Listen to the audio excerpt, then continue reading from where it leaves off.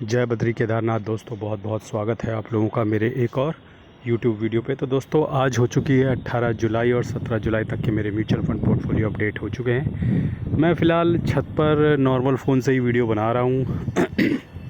किसी कारणवश कुछ काम चल रहा है तो छत पे वो काम में मैं बिज़ी हूँ, तो माइक भी मेरे पास नहीं है। उम्मीद करता हूँ आज के लिए आप मुझे क्षमा कर देंगे। वैसे तो वॉइस क्वालिटी तो मेरी अक्सर ख़राब ही रहती है, तो क्षमा करने की आप लोगों की आदत है ही, एक बार और सही। तो दोस्तों कल की अगर बात करें तो कल मुझे ग्रो ऐप के म्यूचुअल फंड पोर्टफोलियो में लगभग 912 रुपये का नोशनल लॉस हुआ है और जो मुनाफा है वो 75,490 रुपये है। 27,47,000 इन्वेस्टेड वैल्यू है और 28,23,000 इस वक्त करंट वैल्यू है मेरे पोर्टफोलियो की। और एक बार मैं आपको फ़िल्टर करके दिखा देता हूँ कि किस किस म्यूचुअल फंड पोर्टफोलियो ने कल कितना रिटर्न दिया है। तो आप देख सकते हैं कि बैंक ऑफ इंडिया कल लीड कर रहा था, उसके बाद टाटा स्मॉल कैप है, इन्वेस्को इंडिया इंफ्रास्ट्रक्चर है, डायरेक्ट ग्रोथ है, कैनरा रोबेको है। तो मैं धीरे धीरे स्क्रॉल करता हूँ ताकि आप देख सको किस म्यूचुअल फंड ने कल कितना रिटर्न दिया था। उसके बाद जो रेड में आ रहे हैं ये बेचारे कल लाम रहे, तो इनको लिटा लिटा कर पीटा गया है कल। तो देखिए उसमें काफ़ी सारे लार्ज कैप हैं, PSUs हैं, डिफेंस को तो आजकल खूब पीटा जा रहा है, लेकिन डिफेंस चला भी बहुत था। तो उसके बाद उसमें प्रॉफिट बुकिंग आना लाजमी है, क्योंकि फ़ोन लाइन पे आज़मी है, ऐसा कोई आता था सीरियल और उसमें रेडियो पे, तो वहाँ से मैंने सुना था ये गंदा सा जोक। अब चलते हैं अपने इंड मनी ऐप के म्यूचुअल फंड पोर्टफोलियो पे। तो इंड मनी ऐप के म्यूचुअल फंड पोर्टफोलियो में कल मुझे 125 रुपये का नोशनल लॉस हुआ है और यहाँ पर 43,381 का मुझे नोशनल गेन चल रहा है। 4,98,000 इन्वेस्टेड वैल्यू है, 5,41,000 करंट वैल्यू है पोर्टफोलियो की। 84,000 की SIP लगी है इस महीने, जिसमें से 45,000 की SIP कंप्लीट हो चुकी है। पराग पारिक ने कल 84 रुपये का नोशनल लॉस दिया है, 6% का रिटर्न है। निपॉन इंडिया लार्ज कैप ने 163 का नोशनल लॉस दिया है, 7.25% का रिटर्न है। ICICI प्रू लार्ज कैप ने कल 294 का लॉस दिया है, 5.5% का रिटर्न है। एडलवेज स्मॉल कैप ने कल 33 रुपये का गेन दिया है, 13.3% का रिटर्न है। कोटक मिड कैप ने कल 12 रुपये का गेन दिया है, 13.25% का रिटर्न है। HDFC मिड कैप ने 9 रुपये का गेन दिया है, लगभग 11.5% का रिटर्न है।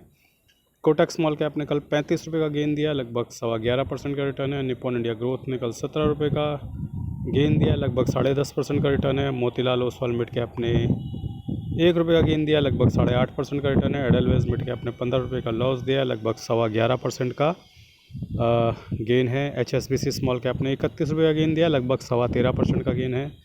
कैनरा रोबेको स्मॉल कैप ने कल 60 रुपये का रिटर्न दिया, लगभग 13% का रिटर्न है। Bank of India small cap ने 128 रुपये का गेन दिया है, लगभग 13.25% का रिटर्न है।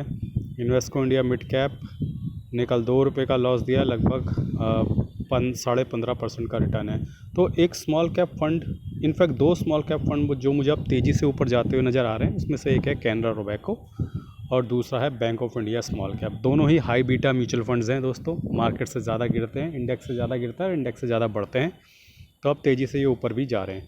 Invesco India large and mid cap में 70 रुपये का लॉस था, 13.3% का गेन है। टाटा स्मॉल कैप में 83 रुपये का गेन है, लगभग 13.25% का रिटर्न है। निपॉन इंडिया स्मॉल कैप में 19 रुपये का गेन है, लगभग 11.5% का रिटर्न है। SBI स्मॉल कैप 85 रुपीज़ का कल गेन रहा, लगभग 11.5%। बंधन लार्ज एंड मिड में 10 रुपये का गेन हुआ है, लगभग 9.5%। और GM फ्लेक्सी कैप में कल 75 रुपये का लॉस हुआ है, लगभग 5% का रिटर्न है। तो ये सब मिल मिला के कल 125 रुपये का लॉस हुआ है और रिटर्न अभी भी इस पोर्टफोलियो में लगभग 9.5% बने हुए हैं। कौन कौन सी SIP मेरी आज कटी हैं एक बार नज़र पड़वा देता हूँ आप लोगों की। तो Nippon India large cap, ICICI pru large, Parag Parikh flexi cap, Kotak mid cap, Edelweiss mid cap, ICICI pru large cap. तो अच्छी खासी 5-6 SIP मेरी आज भी कट गई हैं। आइए अब चलते हैं अपने स्टॉक्स के पोर्टफोलियो पे। इससे पहले मैं आप लोगों से एक रिक्वेस्ट करना चाहूँगा कि वीडियो के नीचे एक हाइप का ऑप्शन आता है, आप चाहे तो मेरे वीडियो को हाइप भी कर सकते हैं।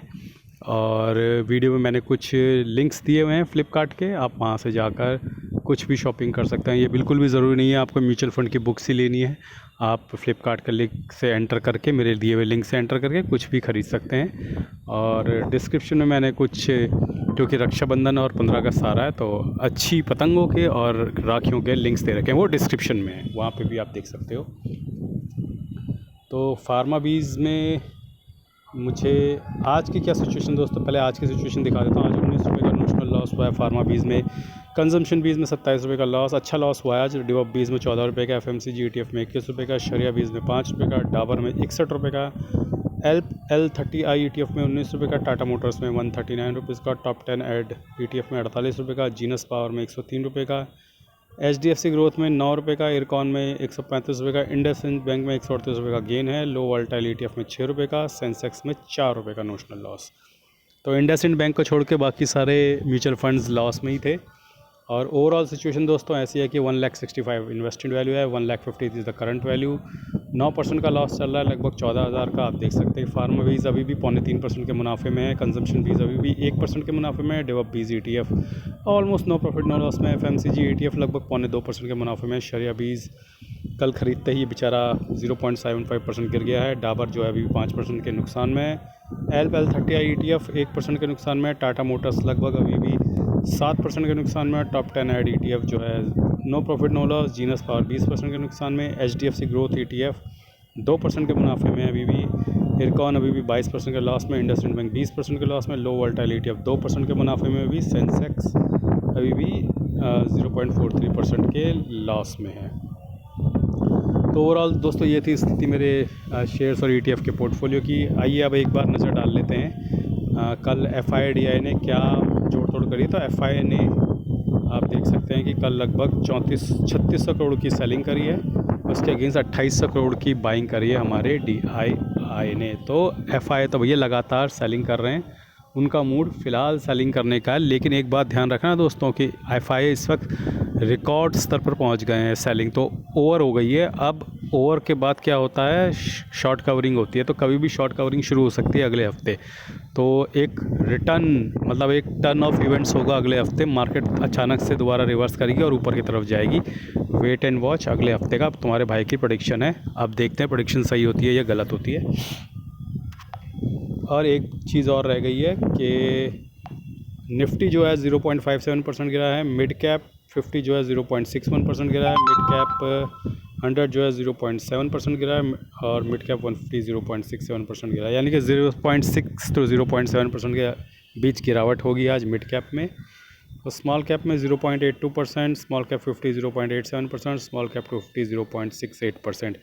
यानी कि स्मॉल कैप में भी 0.6 to 0.8% की गिरावट है। यानी कि आज हमारे पोर्टफोलियो अच्छे से लाल होने वाले हैं, क्योंकि निफ्टी भी गिरा है 0.5%, मिड कैप गिरा है 0.7% और स्मॉल कैप गिरा है लगभग 0.7 to 0.8%।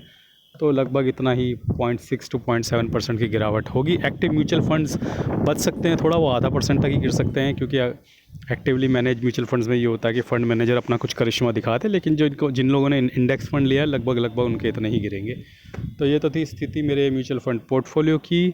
बाकी वीडियो को लाइक शेयर और सब्सक्राइब करना मत भूलना, क्योंकि आप लोग लाइक शेयर सब्सक्राइब बिल्कुल भी नहीं करते हो, और मेरा घमंड चूर कर दिया कि मैं पहले कभी भी लाइक शेयर सब्सक्राइब नहीं मांगता था, तो आप लोगों ने कभी किया भी नहीं। लेकिन अब हाइप भी कर देना, लाइक शेयर और सब्सक्राइब भी कर देना। आज के लिए बस इतना ही, धन्यवाद, गुड बाय, जय बद्री केदार।